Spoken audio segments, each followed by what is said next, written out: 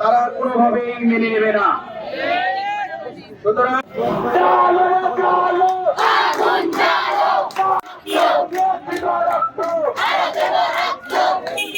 আমাদের যে আজকের মানববন্ধন সেটা হলো ডিপ্লোমা।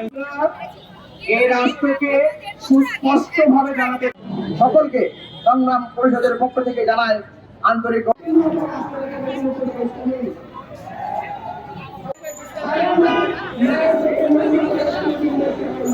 সুষ্ঠু নির্বাচন হওয়ার আগে দেখবেন একটা বাঞ্ছার জন্য সুপারিশের একটা প্রস্তাব আসে, একটা সুষ্ঠু সমাধান চাই। বারবার আমরা এই আন্দোলন করতে চাই না, করতে পারে না, তাদেরকে নতুন করে পদ আজ আমরা এসেছি আমাদের অধিকার প্রতিষ্ঠার জন্য। হয় আমাদের ডিপ্লোমা থাকবে আর না হয় বিএসসি তে ষড়যন্ত্র থাকবে।